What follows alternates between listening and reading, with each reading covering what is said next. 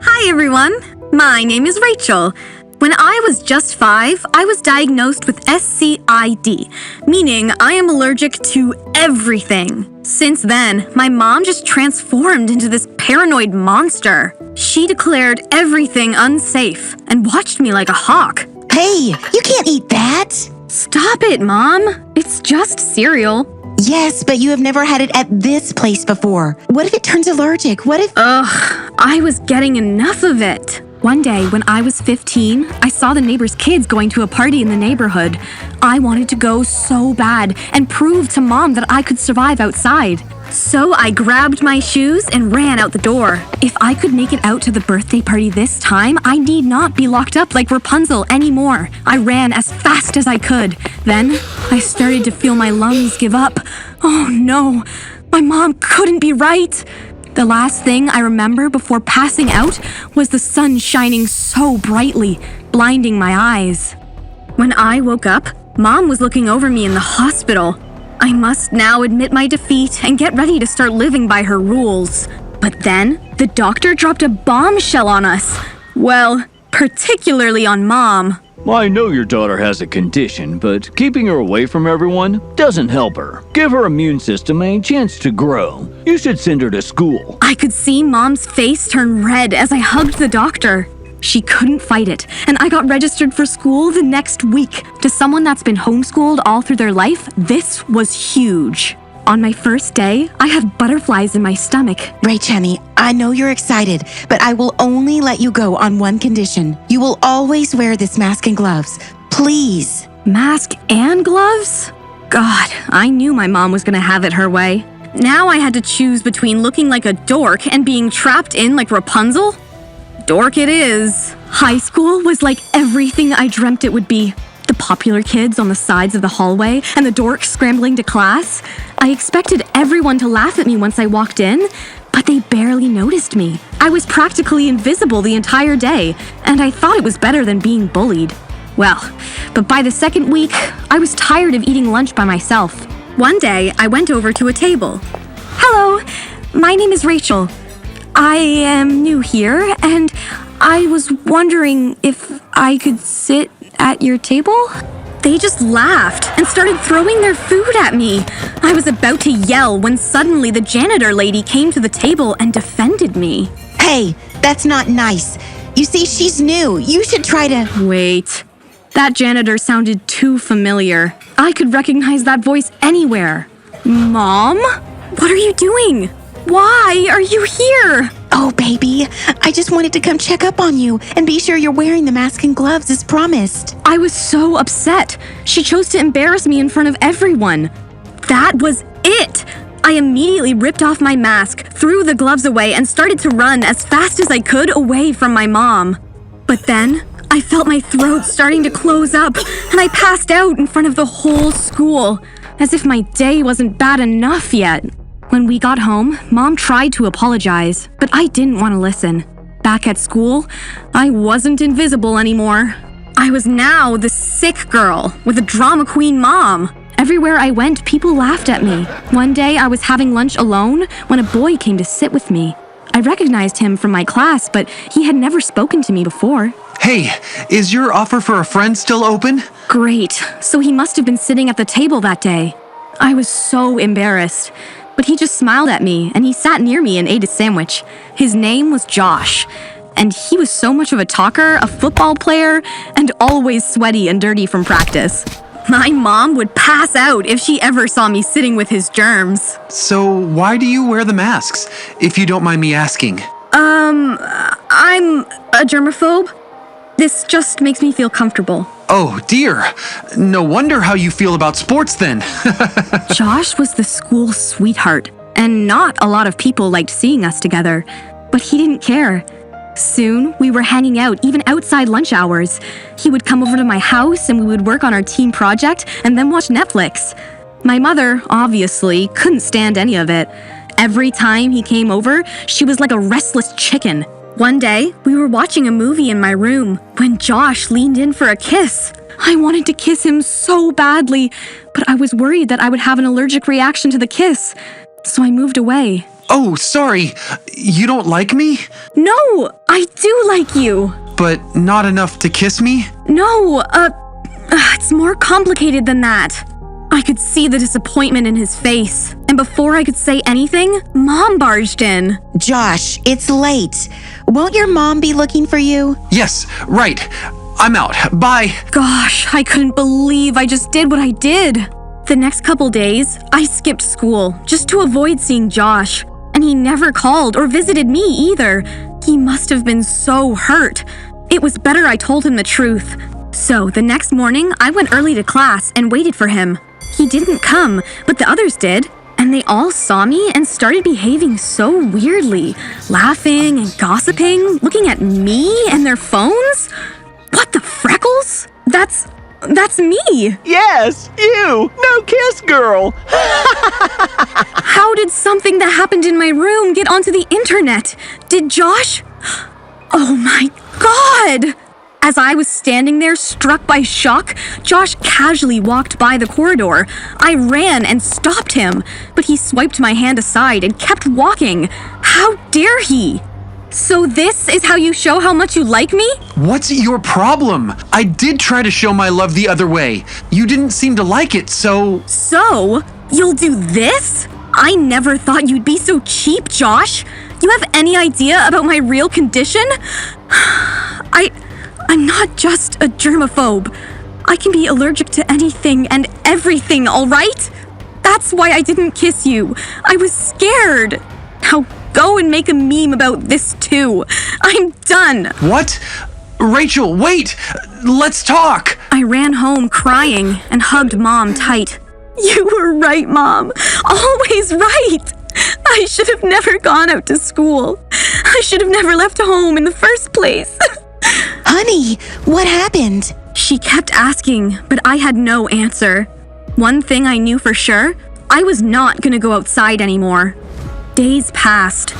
I changed my phone number, continued my classes online, stayed indoors 24/7. I thought Mom would be happy with this behavior, but no. She was starting to dislike the whole idea. Rach, we have a wedding to go to this weekend, and this is your favorite Aunt Emma.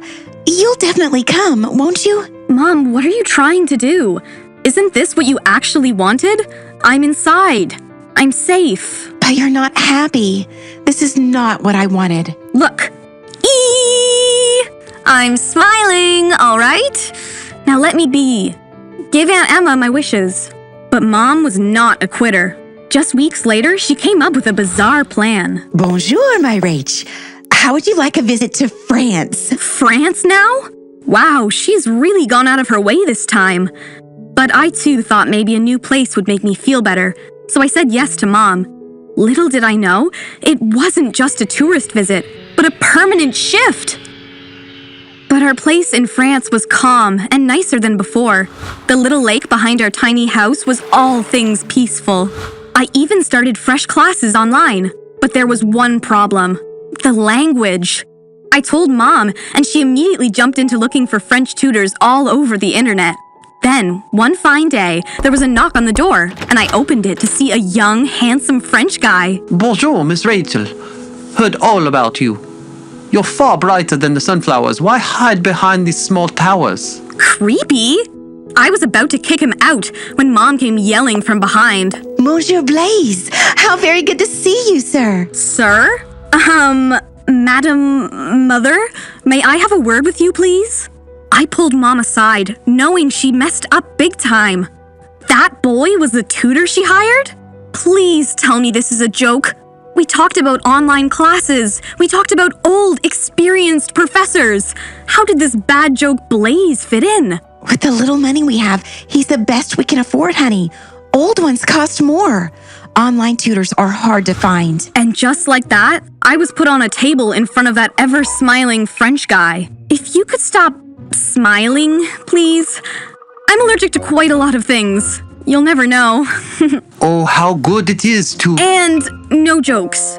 Or poems. However you call this. I hated Blaze, not just because of his senseless poems. It's just that I didn't want to be seeing any boy at all after Josh. I couldn't forget the good and bad times I had with him, and I did not want to repeat. So I had to stay away from Blaze, even though he was irresistibly handsome. If there was one person enjoying the time we both spent together, it's Mom. I see you and Blaze getting along well. Let's invite him over for lunch tomorrow. No! We're gonna have your 18th birthday the French way. Let's invite Blaze too. No! Can we have some movie time with... Mom, I know what you're getting to. What? Do you want me to date him? Or marry him? No, Rach. I just want you back. My little rebel, explorer girl. I'm just wishing that someone, maybe Blaze, should help you through it. Mom was right. Maybe I shouldn't be so hard on myself after all. So, from the next day on, I tried to loosen up a little with Blaze. And yes, he seemed like a nice, fun guy. He even let me braid his hair one day. We slowly got talking about our families, friends, and even Josh. What hurts me the most is I truly loved him. Not your fault. He's just undeserving. Would you like a poem that comforts you now? No thanks. I'd like your shoulder instead. I leaned on him and felt like my heart was light and worry-free already. I'd found a friend in him. Mom was so happy when I finally invited him for dinner that night. Blaze came with a large bouquet of flowers. I sneezed 100 times the moment I got it from him. Gosh, embarrassing. I'm so sorry. I should have known. I should have asked. It's all right, actually. Achoo! I'm happy seeing this old version of me again.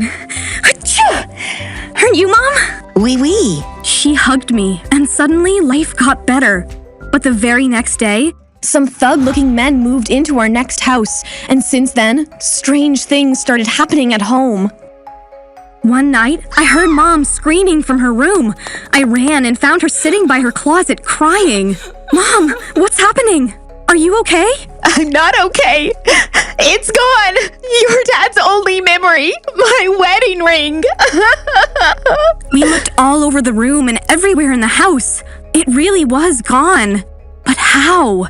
We thought it might be our weird neighbors. But Mom was so hesitant to go to the cops because there seemed to be a little problem with our visa. But horrible things didn't stop. Expensive things were going missing day by day. We were thinking of hiring a security when Blaze came up with a better option. Trust me, I'm made for many things. With my family away, I had to do multiple odd jobs to set my feet down. So being a security guard won't be tough. No, we really can't trouble you that much, Blaze. This is no trouble. Besides, I could really use the extra money. And possibly a little place to stay, close to family. Well, that sounded charming. I had no idea that he had been living alone, longing for family love. We immediately took him in and let him stay in the attic. And after that, no such incidents happened. Blaze truly was blazing. You don't have to, you know. Just get warm by the fireplace. Well, as a thank you, I'd like to take you out tomorrow. What? Nothing like a date. Just a casual outdoor walk. You can never truly learn a language without knowing its people and culture. Let me teach you the proper way just once, please? I said yes. And the next day, in a very long time, I dressed up and got ready to go out with the boy. Mom was jumping like a happy kid. Blaze took me to some of the finest places around. We had lunch at a beautiful restaurant. Then he took me by surprise when he got me into a train. Train? Why here? Where else do you think you'll find the most authentic common people? We laughed and talked about the different kinds of people on board, when suddenly, I noticed Mom's wedding ring on his finger. That ring! Is it my mom's? I mean, I thought he'd say no, but he just smirked. So, it's you? All along? And we let you stay inside and steal without effort? Oh, boy! As the train was about to start, Blaze pushed me further inside and jumped out. What the psych? I didn't even know where the train was going. I started panicking and went almost out of breath. Just then, someone from behind pulled me closer and kissed me. It was the most magical moment of my life. I opened my eyes and saw it was Josh. You. How? So, you're not allergic to kiss after all. How can you joke like nothing's wrong between us? He then said he's sorry for casually saying about our kiss incident to one of his best friends, but had no idea it spread all over the internet like fire. I could never forgive myself. I found the whole background only recently. Been looking for you ever since. Changed your number, changed to a different country. Gosh, you really are a girl of a kind. Oh my god, he's come for me? Crossing the oceans? I pulled him into a tight hug. I told him all about Blaze and what a psychopath he was. We got off at the next station and went home to Mom. She was sitting on the lawn crying. Rach, I just came back from the market. Someone took everything. Jewels, dresses, money, everything. We should call Blaze. Call the cops on Blaze, Mom. We told her the whole story, and she called the cops who assumed they'd catch him soon. We then left France. Back to our lovely home and happy life. Mom apologized for hiring Blaze in the first place, and we understood how one wrong decision made in haste can turn everything upside down.